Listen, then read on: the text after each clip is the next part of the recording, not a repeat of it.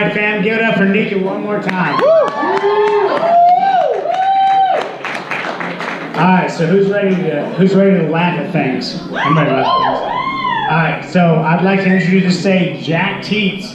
He's right here in this gray jacket. Give it up, Jack Teets.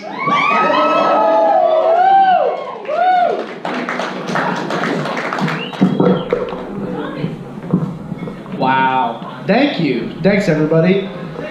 It is, no, not now. It's really great to be doing something out in the spotlight. I wrote this joke in mind that there'd be a spotlight, but there isn't. So we're going to roll with that. See, growing up, I was always in the shadow of my best friend. His name was Dan Barone. He's a great guy, and he's still a really good friend. But in high school, he really had it made for him. He was star athlete, just fantastic person. Everybody loved him, and everybody would say, like, oh, that Dan Barone, he's such a lady killer. And they were exactly right about that, which sucked for me because that meant I ended up being the lady barrier. Yeah, okay, jokes about killing women, let's go, right? All right. How is everybody doing tonight? Everybody okay? Dave? Wow, okay. First thing I want to say is, like Nika said, tip your bartender, tip your server. Dave's is awesome. Keep that shit up, all right? Next, we're going to give it up for the performers we had tonight. Give it up for Nika one more time. Brent Morris, everybody. Sex dungeon jokes never looked so good. And I had to do him last. Please, everybody, give a big hand for my best friend in the whole world, Joe Starrett. Wow, okay. So now that we're done with all the formalities, we'll get right into it, okay? Is everybody comfortable here tonight? Yeah. Okay, I'm going to change that. So, Alex came to me and said, hey, let's do a show. Do you want to do a longer set? I was like, yeah, like 10, 15 minutes? He's like, dude, you can do a half an hour. It's like, oh shit, I have literally never done anything that long before. I have been nervous for weeks. Yeah, like sex, I get it, right? Thanks, Lauren. If you don't know Lauren, she's more famous for fucking my roommate. He's not here, it would have been funnier if he was here. Alright, hey, I'm gonna get back into my thing, okay? So Alex said I could do a half-hour set, and I was so nervous. I have literally been throwing up for weeks. It's nuts. I threw up today, not even a joke. Speaking of, I started dating strictly bulimic girls. Because I'm already used to women throwing up after they put me in their mouth. So I figure, why don't we just help each other out? Thanks, Alex. Yeah, thanks. It's honestly 100% because of jokes like that I'm still single. So that actually wasn't written as a joke. That was just my transition. So I use Tinder because of that. Who's on Tinder here? Yeah, don't fucking lie. Who's on Tinder here? Yeah, I'm on Tinder. God, just fucking own it. I found out Tinder's a lot better when you have divorced parents. So divorced parents isn't cool because of like the whole 2 Christmases thing. It's more like, oh shit, they both got remarried. Now 4 people are gonna hit me. But having divorced parents is cool because I realized, like, when I go home on break, I can now Tinder in 2 different places. So at school, when I'm lonely, I have to drive to like an Arby's parking lot and just insert my inadequacy into their Tinder and swipe through. At home now, when I'm lonely and out of matches, I can just go visit my dad. I matched with this girl on Tinder a few weeks ago, and right off the bat, I was like, hi, I'm Jack, what's your major? And she responded, it's IDLS, but don't worry, I'll tell you what that means. It stands for Interdisciplinary Liberal Studies. So, okay, you can relax, Da Vinci Code. I've been here for 5 years, and even if I wasn't, I could probably piece that together. That's just like 4 college words slammed together, right? She follows that Sesame Street lesson up with like, I just want to be really upfront with you. I have herpes, but it's cool. I was like, I don't think a doctor told you that. That's not cool. Like, I don't know who she was trying to offer up herpes like it was quinoa. Like, I know you've never had this before, but just maybe give it a shot. You might like it. I have had low standards before, let me tell you, but herpes is a hard pass. Like, I wouldn't even fuck a celebrity crush. I would fuck Anna Kendrick in the Anne Frank house. And quietly, because, you know, respect. And I would disappoint her harder than her loudmouth neighbor disappointed her. I would do fucked up things, but herpes is still a hard pass. I use Tinder a lot. Sarah, you gonna be okay? I use Tinder a lot because it's really easy to flirt behind a screen. Like in public, it's a lot harder. In public, I'm like Superman holding kryptonite. I'm weak and I don't know what to do. Behind a screen, I'm like Bane in the football stadium. And I'm just like, this is the instrument of your liberation. I actually, to be honest, I didn't think that was gonna land that well, and I had a backup joke written that is flirting. Let's hear it. That's what I'm doing, thanks. Flirting is like masturbation. Behind a screen, I'm the king of my domain. In public, I'm just trying my best. I'm glad I went with the superhero one first, that's good. Okay. So in public, it's hard, like I said. I was at Ruby's Lounge the other day, and yeah, I know you go there. And this girl slapped me on the ass. And I turned around really, really happy that it was like a cute college-age girl, because I had like flashbacks to my t-ball coach, like, hey, come help me behind the shed. And I was like, fuck! It was a cute college-age girl, and I decided I'm like, okay, she slapped my ass, that must mean like she's interested, and I go, hey. And she looks at me and goes, nope. And I go, you're right, I'm sorry. So, some girl at the bar like taps me on the shoulder and she's like, wow, that was really weird. And I'm like, I didn't know you were watching that. And I should have known this was not going to be okay. Because you know when you're like really lonely, but you see a red flag and you're like, I'm going to fuck that red flag. That's what this was. I sit down and I introduce myself, and she just immediately, she like puts her hand on my thigh. And she's like, wow, you're really fit. And I'm like, thanks. And I'm like, you know, yeah, I am, thanks. Body's a temple, right? Slam back a shot. She's like, what do you do to work out? I'm like, well, day to day, one day I do a certain body group, free weights, and then every day I try to finish with cardio. And I say cardio, and right there, she like chokes on her drink, and she looks at me like you looked at me when I told that Anne Frank joke. And she says, you do cardio? I was like, yes. I don't know why this is that hard for you to comprehend. I do cardio. And she says, cardio, you do her. I say, I don't know where you're going with this.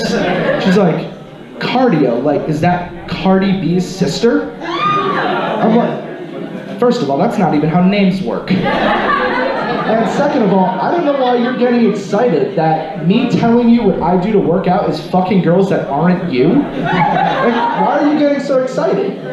And she just quickly gets all excited and is like, what's your Instagram? I was not giving her my Instagram, so I was like, I don't have one. She got really upset. It's like, you don't have Instagram? I was like, you probably don't have a job. And she's like, whatever, just you want to go home and watch a movie? And I did not at this point want to watch a movie because I knew what that meant, and I was not getting tied up in that psychosis.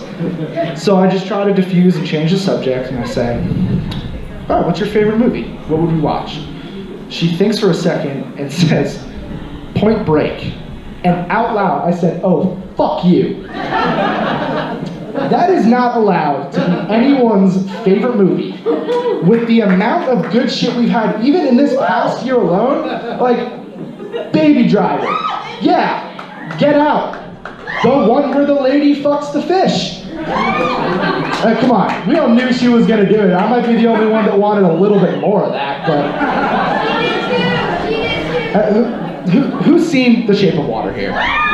Okay, yeah. So for those of you who haven't seen it, this lady works at like underground thing, and she's like, "That's a fish man. We have to get it out of here." Everyone's like, "You can't do that. It's chained up." And she's like, "I'm gonna do it anyway. I'm gonna take it home." And then she takes it home, and then day one, she's like, "I'm gonna fuck that fish." And The Shape of Water was the best name you could come up with.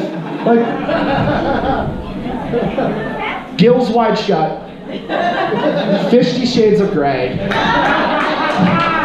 nympho mackerel, last tuna in Paris. And for those of you that don't understand what's going on right now, I'm replacing popular sex movies with fish things because I'm sad and alone and I have time to do that. So I told the story of that Ruby's girl to my friend, and he said, "Wow, that's crazy, man, but you know, dating is hard." If you're a person who offers the advice, dating is hard, to another friend, take that advice and go fuck yourself. Because where are my single people at in here? Yeah, again, you can admit it. I am single as shit, probably for shit like this. We know dating is hard, because if it were easy, we'd all be in relationships. So you don't have to give advice like that. And even though dating might seem hard to you, you can't give up, because there really is someone out there for everyone. Casey Anthony was married and had a daughter. And like clumsy little Kaylee, dating might feel like you're drowning. I'm gonna let that sink in for a second. But just because you'll never land Cardi B or her fake sister doesn't mean that you should give up on dating. I'm not done, so thank you.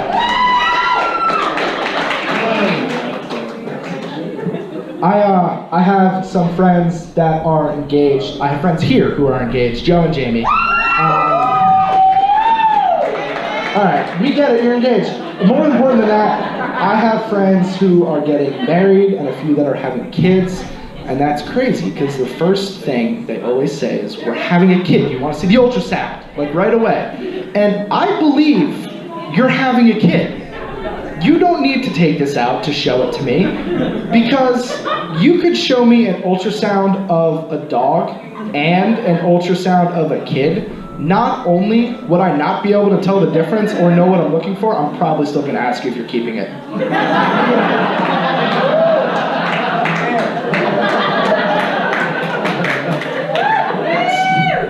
My dad got remarried a few years ago and had 2 kids. My little brothers, Luke and Matthew, are turning 5 and 6 this year.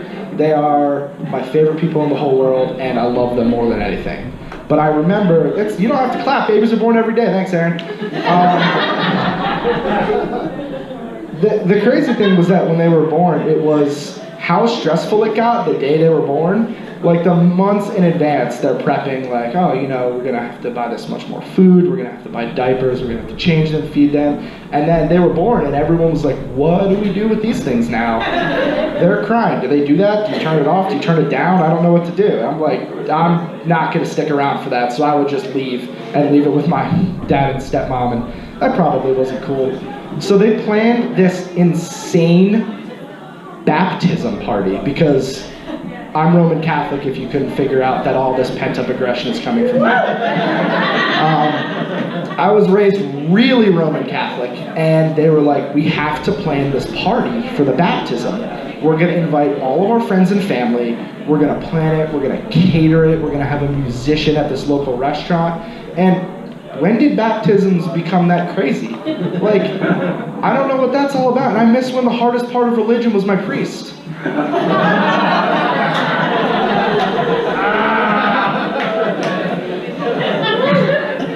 Really though, it's like, I have friends, my father having more kids, and I'm growing up and I realize that there's that many more responsibilities, which is crazy because I'm okay with like the big stuff. Like, I paid my taxes this year. I go out and buy groceries. I know Bitcoin is really fucking stupid. You know, like the adult things. It's more of like the little things that I'm worried about, having responsibilities. Like, I know every single cheat code that there is to GTA 5. I know every single one. I can, yeah, thank you. Some GTA 5 fans in here, yeah, okay. Didn't think I'd be shouting that out in my set. I know every single cheat code. I can make my character spawn a car. I can make him shoot people in the face with guns made out of dildos just by clicking the controller with a few seconds. But if you asked me to find any single smoke detector in my entire apartment, it would take me a couple of minutes and it would be really embarrassing. Gonna harp on this whole growing up thing. For those of you that are growing up, which should be all of you, it gets a little crazy. And you know, I remember when I was growing up and going through puberty, my voice changed, I got a little taller, and then I started to like break out and get acne. And my parents would always like sit me down and comfort me, like, you know, it's okay, this is part of growing up, and it sucks, but happens to everybody. You'll see other people in high school with it. And I come to find out like 5 years later, they had stuff to fix that. They're just playing it off like that's gonna happen to you. And I'm like, Proactiv exists, Accutane exists. I could have done anything for that. That's not even that expensive. Like, you could have given that to me and you just made me suck it up? What the fuck is that about? So I'm in high school and I have acne and I'm really self-conscious. And I decided that I was still gonna really like Star Wars. Like, that was something I wasn't letting go yet. I had a Star Wars backpack, and I would read the Star Wars books at the lunch table. And I was like a walking target for people to bully me into killing myself in front of 5th period gym. But not only did they not do that, they were like outwardly nice to me, which is weird because I grew up in a town where I once saw a kid punch another kid in the face because he didn't like the band Creed. So I'm wondering, like, I'm like this, I look like this, I'm reading these Star Wars books, why are they not going after me? I went so far as to like ask my mom if I was dying because I didn't get it. And I grew out of it, and then I realized a few years later they didn't give me a pass because they were being nice to me, they gave me a pass because they thought I had special needs. High school was when I got into my first fight. Who here's been in a fight? Woo! Oh wow. Oh, keep them up. No, keep them up. We got a lot of fighters in here. Wow. Okay. Anyone that wants to tell me about it, what happened in your fight? Just start yelling really loudly. I got my ass kicked. Ow! You got your ass kicked. Wow. Your dad came home from work early? You got sucker punched? What happened? So that doesn't work with what I'm doing right now, Lauren. It's called crowd work. You were there? I'd like to hear what happened, if that's okay. Okay, so that's not gonna happen. Right, awesome. What? Yeah, so I've actually fought Joe twice. And he hit me harder than either of my parents ever did. He won both times. It wasn't even like a contest. He had to call it. I was bloody and shit. It was not cool. But shit happens like that. I almost got in a fight a few weeks ago in the parking deck. I work at Cuban Burger, and I park in that deck underneath. And I saw, yeah, I work there with you. And I saw these 4 kids outside, and I heard them say something like, "We're gonna fuck up that person's car." So I just kind of glared at them for a second, and I was leaving for work, and they were like waiting. They were standing there like expecting me to come out. So I stare at them. And the one kid looks at me and says, "What the fuck are you looking at?" and like takes a step at me. So I decide, I just turn around and I'm like, this may as well happen. So I take a step back at him, ready to fight this guy for no reason. I'm like Tom Cruise. And he is apparently really freaked the fuck out that I'm actually gonna fight him and he doesn't just get to fuck with me. So he turns around and starts running away with his friends and says to me, "Yeah, walk away." And I don't really get if there were like some rewrites to this fight script that I don't know about, but I wasn't in that meeting, and I don't know where he's going, but I thought we were gonna fight. So that was really fucking weird. In movies, have you guys ever heard that expression, "Don't bring a knife to a gunfight"?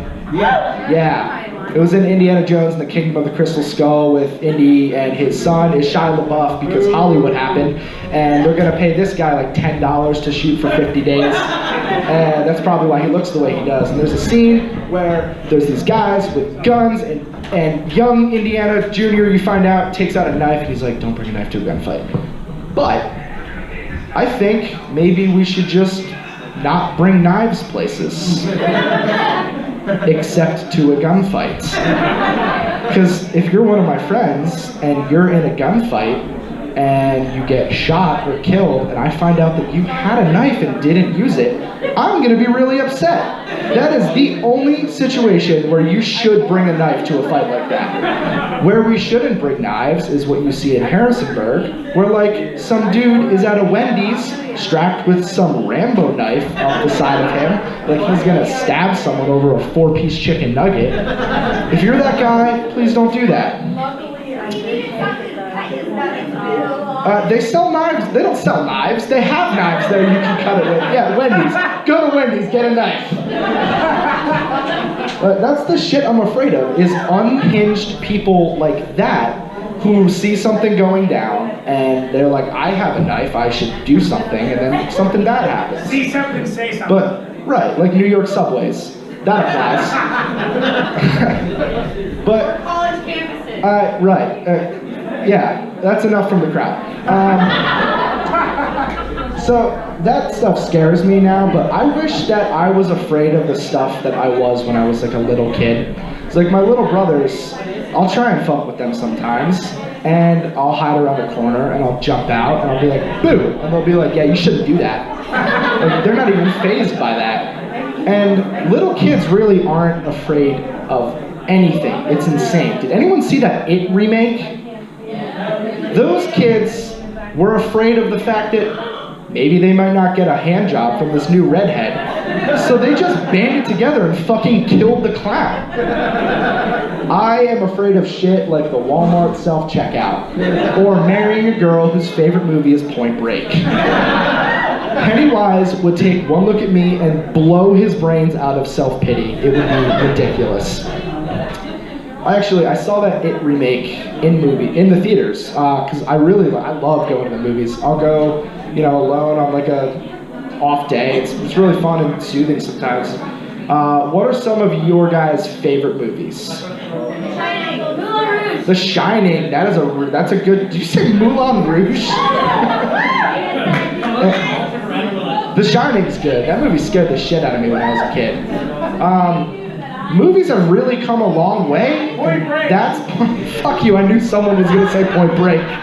Wow, thanks, Alex. Movies have come a really, really long way. Like 20, 30 years ago, we had movies and TV shows dedicated to like the mystery of the female orgasm. They're like, we don't really think this is gonna happen, so we're just gonna talk about it for an extended period of time. And then now, Hollywood men have countered and are like, maybe you can come, but we're just gonna give you the 50 Shades movies. And I don't think that's equality, like we're not letting them direct, but you can make movies about sex dungeons, right? Did anyone go see the 50 Shades movies? Alexis, you can raise your hand higher, it's okay. One person? That is not a good sample size. No one else saw? Yeah, D, they're okay, come on, bring them up. I don't think that before, you read the books too, nice, wow, so that's just like porn, right? That's all it is? I've never seen them, but I don't think that before the movie, they should tell you to put your phones on vibrate. Because, just let it sink in for a second. I will already lose my shit if I hear even a person in the next theater cough too loudly. I will lose my fucking mind in front of everyone if I hear 45-year-old Janet polishing herself off in the front row at the first sight of a nipple clamp. Just take your pent-up sexual aggression, go home and tell Steve you're in charge tonight, and maybe he won't fall asleep inside you.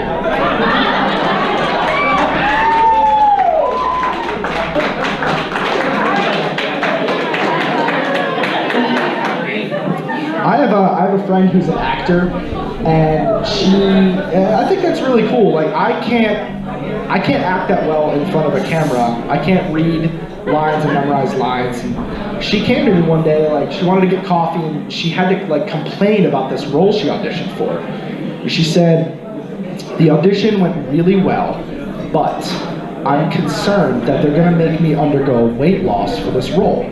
And now, jokes aside, I do think it's really fucked up to tell people what to do with their bodies just for that, but it is sometimes necessary to lose, gain weight, to play a role. Like Jonah Hill's done it a bunch of times. So I asked her, I was really curious, I said, well, what's the role? And she said, I play a prisoner of the Armenian genocide. I was like, okay.